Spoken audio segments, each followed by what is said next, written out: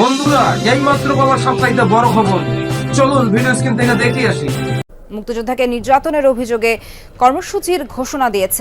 আমি স্বরাষ্ট্র প্রতিমন্ত্রী ছিলাম, আমি আইন বুঝি, তো ইটস ওকে। আমি ভঙ্গ করেছি 144 ধারা। এখন আপনাদের অধিকার আছে আমাকে গ্রেফতার করার। So you may do that, it's fine, arrest me. না, it's okay, you can arrest.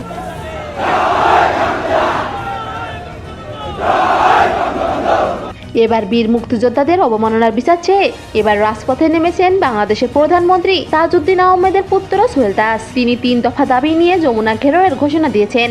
আমাদের আশা আকাঙ্ক্ষা ছিল যে এমন একটি বাংলাদেশ আমরা পাবো যেখানে সকলের সমান অধিকার থাকবে। আমাদের কোর স্ট্রেংথ হচ্ছে আমাদের মুক্তিযুদ্ধ।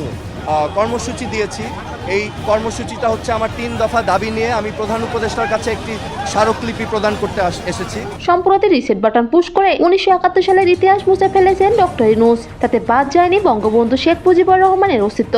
এবার বঙ্গবন্ধুকে অবমাননা ও বীর মুক্তিযোদ্ধাকে অপমান করায় ক্ষিপ্ত হলেন সোহেল দাস। তিনি বলেছেন, মুক্তিযোদ্ধাকে অপমান করা মানে দেশের ইতিহাসকে মুছে ফেলার প্রচেষ্টা। তবে 71-এর ইতিহাস আমরা কিছুতেই মুছতে দেব না। তিনি স্লোগান দিয়েছেন, 71-এর হাতিয়ার গর্জে উঠুক আরেকবার।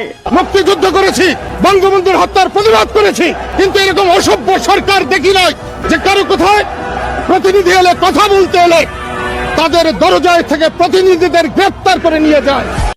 বন্ধুরা, এরকম আরো নিত্য নতুন আপডেট খবর পেতে আমাদের ইউটিউব চ্যানেলটি সাবস্ক্রাইব করে আমাদের সাথেই থাকবেন। ধন্যবাদ।